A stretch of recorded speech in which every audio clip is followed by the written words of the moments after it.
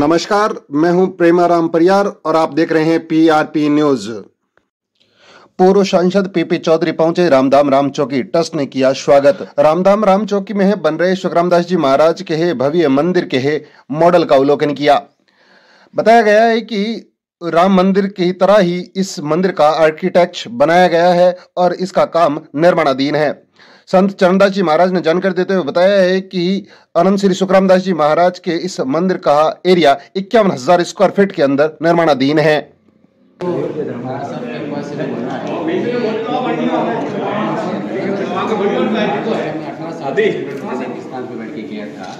उसी के स्थान पे बन रहा है। इसका जो फ्लोर एरिया है 51,100 फ्लोर एरिया इसका इसका नीचे का पूरा एरिया। अच्छा। और 3 मंजिल का बनेगा। इसकी हाइट ग्राउंड से ऊपर तक 151 फुट रहेगी। अच्छा। तो अभी निर्माण चल रहा है। अभी फर्स्ट स्टेज का काम चल रहा है। इसमें अंदर लोहा और सीमेंट नहीं है, चूना और पत्थर, पूरा ये चूना पत्थर से काम होता है।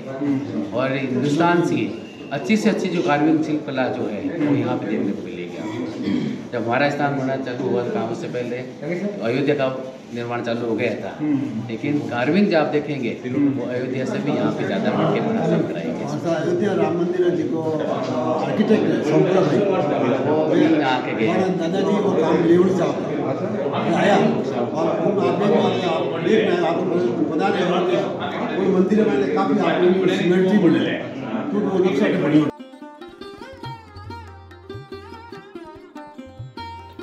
ओशा के विधायक बैराराम सियोल पहुंचे रामधाम राम चौकी, देवल के दर्शन कर लिया आशीर्वाद।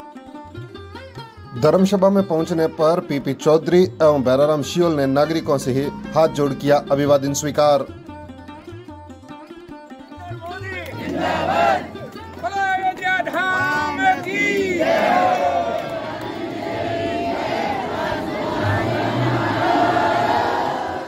पाली लोकसभा क्षेत्र से पूर्व सांसद एवं भाजपा प्रत्याशी पीपी चौधरी ने रामधाम राम चौकी पहुंचकर सुंदरदास जी महाराज से दंडवत प्रणाम कर आशीर्वाद लिया। पीपी चौधरी ने सुंदरदास जी महाराज का माल्यार्पण किया एवं शॉल ओढ़ाकर स्वागत किया।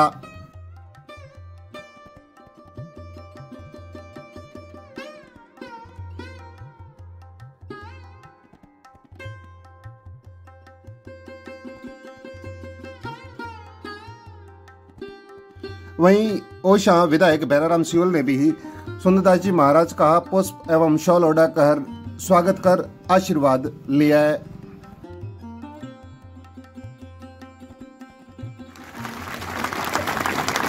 हमारे लिए जितने भी अतीत है, भारत के जितने भी अतीत है, ये सभी मोदी जी के हाथ मजबूत करने के लिए महाराष्ट्र का इन सबको मंत्री महोदय गजेंद्र सिंह जी थे, वो भी आए महाराष्ट्र। आपको समझता हूँ कि यही चीज है, मुझे कुछ लोग मिले कि हम वोट को देते हैं कांग्रेस साहब लोग, बीजेपी साहब लोग, लेकिन उनके दर्शन नहीं हुए। तो यही करते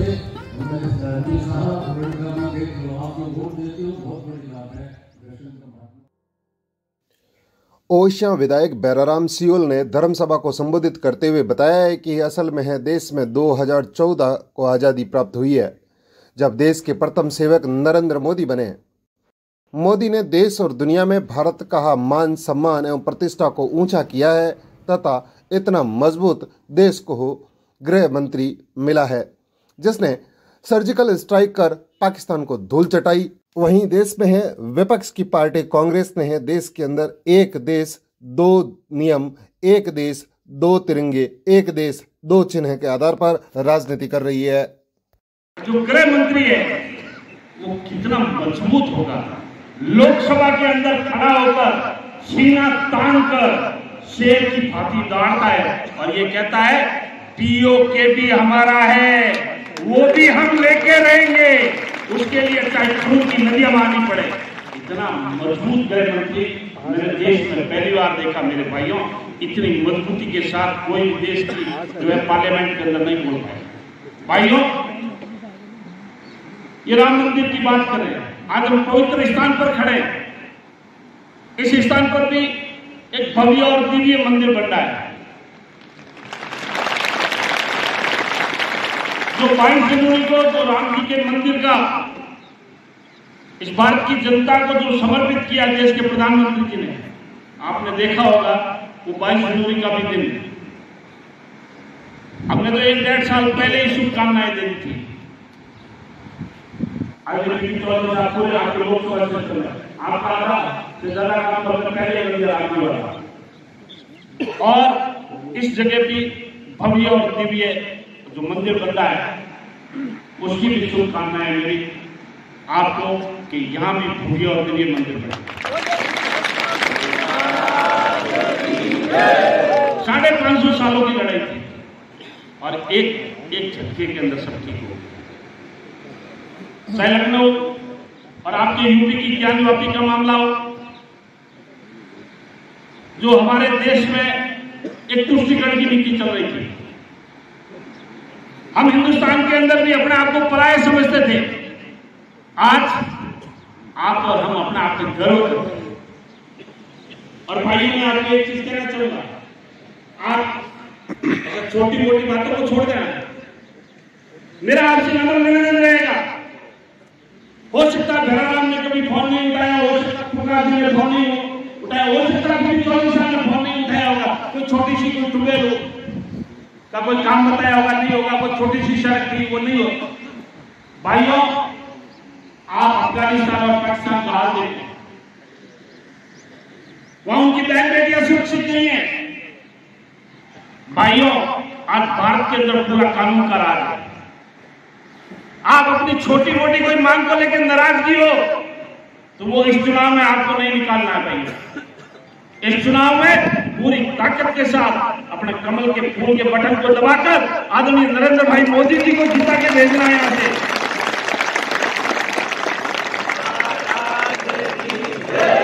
यहाँ पाली से हमारे बीच में प्रत्याशी पीपी चौधरी जी है, और पीपी चौधरी जी के बारे में इतना कहना चाहूंगा कि इनको 2 बार सर्वश्रेष्ठ ऐसा मेंबर्स ऑफ पार्लियामेंट का अवार्ड मिला, और ऐसा राजस्थान के अंदर सब सांसदों में से सबसे ज्यादा लोकसभा के अंदर यदि किसी ने प्रश्न लगाए और चर्चा में भाग लिए तो वो आदरणीय पीपी चौधरी साहब। ये अधिवक्ता है, सुप्रीम कोर्ट के वकील है, और ये हमारे लोकसभा क्षेत्र पाली के भी वकील है। मैं आपको विश्वास दिलाता हूं कि आदरणीय पीपी चौधरी साहब से कोई भी काम होगा तो आदरणीय प्रकाश जी है, आदरणीय अध्यक्ष जी है, आदरणीय प्रधान जी है, मैं हूं आपके बीच में रहके, और इनसे संबंधित कोई भी काम होगा हम अपनी पूरी जिम्मेवारी के साथ में काम करवाएंगे। और भाइयों, मैं तो एक ही चीज कहूंगा, ये इस देश का चुनाव है, इस देश की सभ्यता और संस्कृति का चुनाव है। ये चुनाव इस ऐसा सनातन धर्म के लिए अपने को कई दाएं बाएं नहीं देखना। और मैं तो आपको इतना। सांसद पीपी चौधरी ने भी धर्मसभा को संबोधित किया। एक बार दोनों हाथ ऊपर, दोनों मुट्ठी बंद, पूरा आवाज आई थी 10-10 किलोमीटर, दोनों हाथ ऊपर, एकदम निवेदन है आपसे, बोलिए श्री सुखराम जी महाराज की जय, बोलिए सतगुरु देव की जय। जो राम चौकी में हो रही है, मंत्री विराजमान हमारे सदैव सदगुरु श्री सुंदरदास जी महाराज, इनको मैं नमन करता हूँ, प्रणाम करता हूँ। मुझे इस बात की खुशी है कि उनको देश के लिए कितनी सोच है।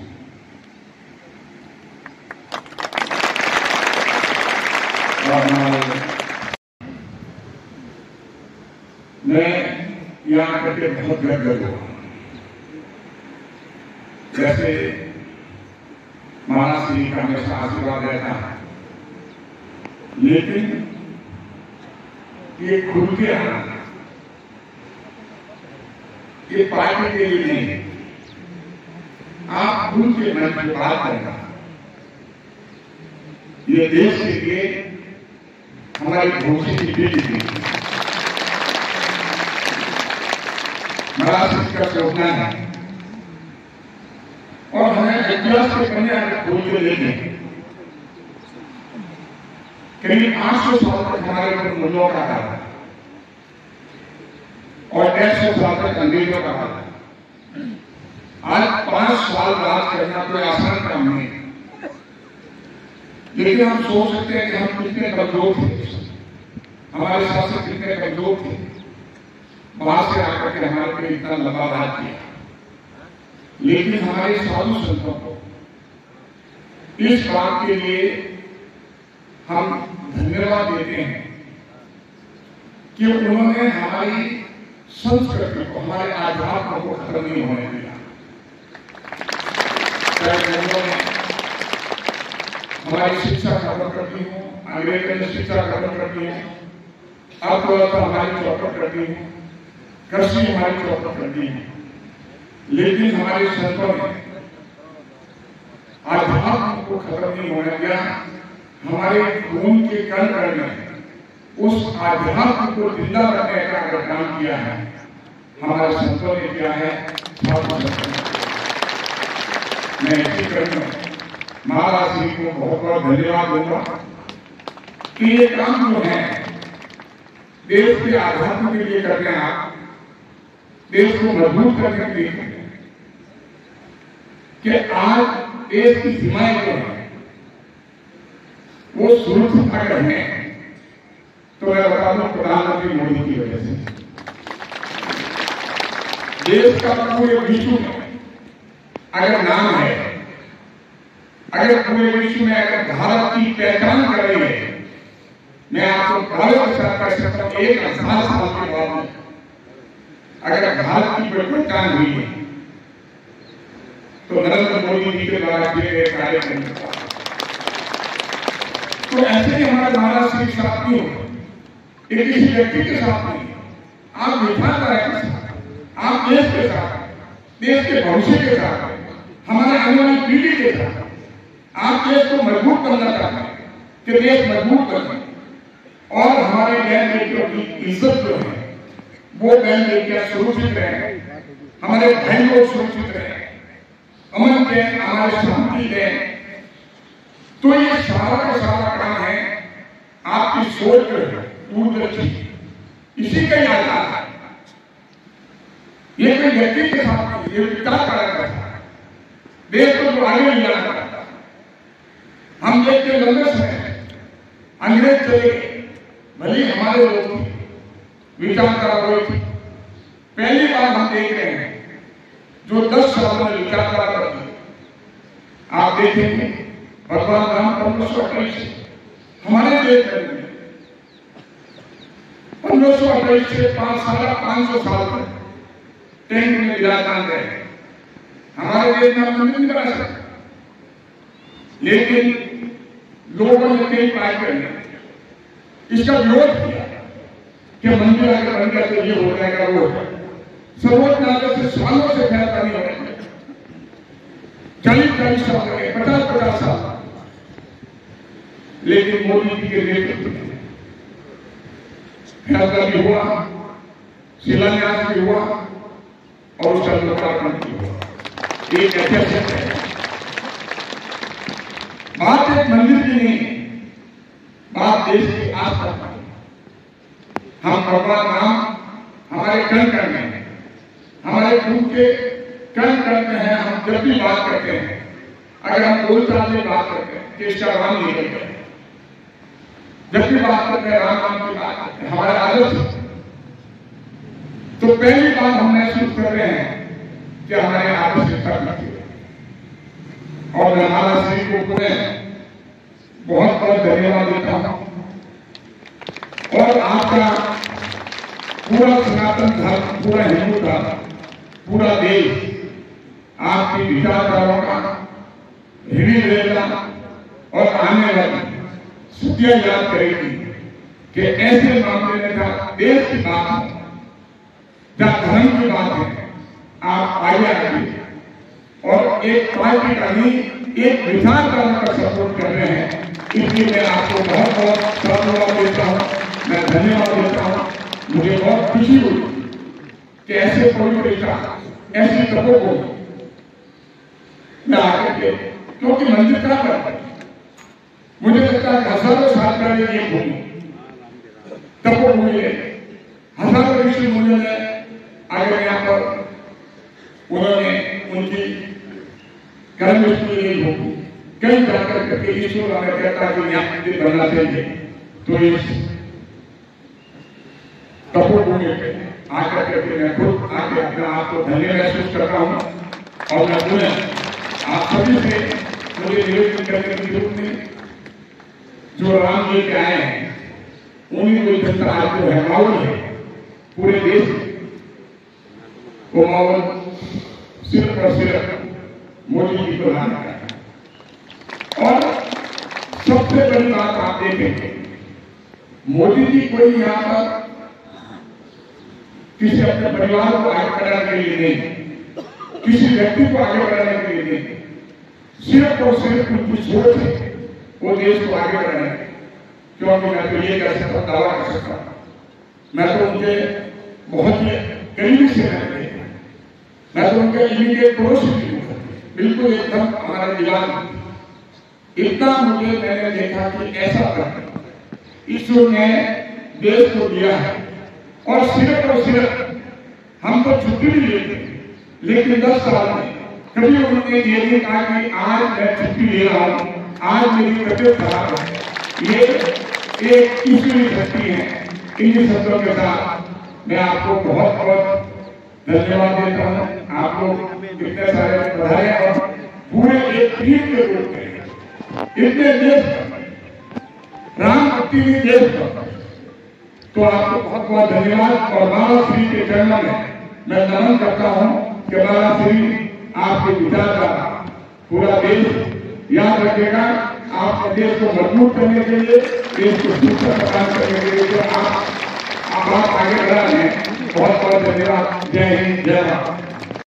रामधाम रामचौकी के पीठाधीश्वर सुंदरदास जी महाराज ने धर्मसभा को संबोधित करते हुए बताया है कि ये तपोस्थली सुखरामदास जी महाराज की है, जिन्होंने यहाँ 18 साल तक निराहार और निर्जल रहकर कठिन तपस्या कर, उनका उद्देश्य था जीव मात्र का कल्याण और इस मनुष्य रूपी जीव की 84 लाख योनियों में भटकते हुए जीवों का उद्धार करना उनका उद्देश्य रहा है।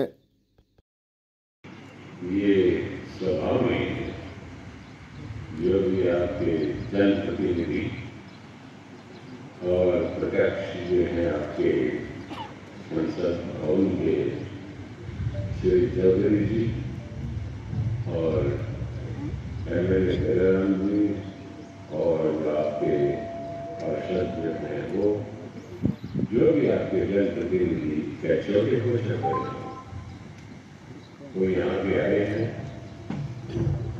उनका बहुत बड़ा सौभाग्य है।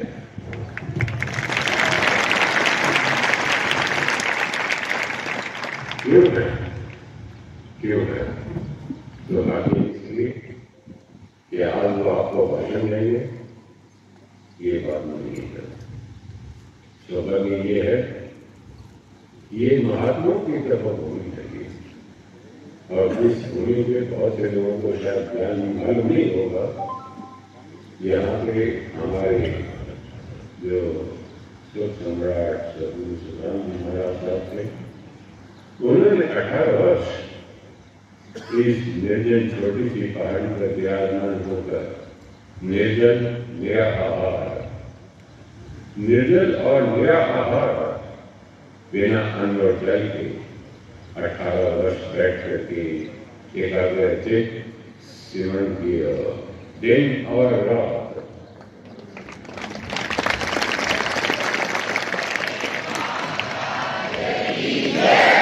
उनका ध्येय क्या था? उनका ध्येय एक ही था, ये जो मानव देही है 84 लाख योनियों में ये मानव देही एक योनि है, इसकी महत्ता को, इसके गुण को जीव पहचाने और ये एकमात्र मानव देही माध्यम है इस जन्म मरण के पुनर्वी जन्म पुनर्वी मरण, इस 84 लाख बंधन को काट करके जीव परम मोक्ष, परम पद, परम परमात्मा में लय हो जाए, मिल जाए और जन्म मरण से छूट जाए। उनका एकमात्र ध्येय यही था।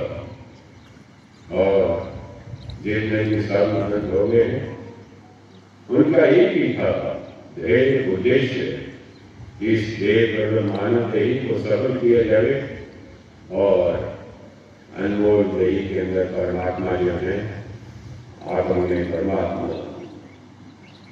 जो शरीर में विद्यमान है, उसको ढूंढें, उस परमात्मा को पहचाने और अपना मानव जीवन सफल करें। इसलिए इस भूमि पे अज्ञात रूप से देवता भी आते हैं, जिसमें सत्यनारायण महाराज की समाधि पूरी 18 वर्ष का खर्चा 33 करोड़ देवता इस भूमि पे शरीर उपस्थित हुए। इस बात को मानने के लिए तैयार नहीं होंगे। एक छोटी सी घटना सुनाते हैं आपको। गुरु महाराज की समाधि है 1975 में गुजरात में कलकत्ता महानगर में यही का प्रत्याख्यान किया। वायुयान द्वारा महात्मा जी के उस यही को यहाँ लाया गया पार्थिव और यहाँ पे मेरे संस्कार किया गया। जब इस देवल का निर्माण हो रहा था 1984 की बात है, जमीन से 50-60 ऊपर कड़ौदी के जो कारीगर सुधार हैं वो यहाँ काम कर रहे थे। दोपहर का समय था, उस समय में बिल्कुल सर्दियों के दिन थे, दोपहर का समय था, नॉर्मल साधारण दिन था। 80 फीट की हाइट के ऊपर कारीगर काम कर रहे थे। सफेद धोती और कपड़ा पहनते थे, वो साफा मानते थे, सफेद साधारण कड़ौदी और सुधार फीसद था। 2 हाथ सुधार काम कर रहे थे, तो एक ने कहा दूसरे से, कहा भाई तू मेरा चादर क्यों दे दिया, हमारा कपड़ा भर दिया तुम। दूसरे ने भाई तू ठंड हमारा कपड़ा खरीद दिया। ये घटना 3 साल कर हुई है। इस बिल्डिंग के पास आज भी 60 फीट ऊंची कोई बिल्डिंग नहीं है, आज भी नहीं, उसमें भी नहीं। कारीगरों ने विचार नहीं किया। जब 3-4 दफा ये घटना हुई तब उन्होंने हमारी मुनीम था रामचंद्र उसको पूछा कि हमारे छाटा उड़े गए कपड़ा कहा कि देखिए आप इस महात्मा की तबाह भूमि पे आप काम सेवा कर रहे हैं, देश का केसर दृष्टा करते हैं। ये जैसे जी ने कहा आगे इलाके से बहुत से आक्रमणकारी आए, मुस्लिम आए, देवसंत आए, लोही वंश आया, गुलाम वंश आया।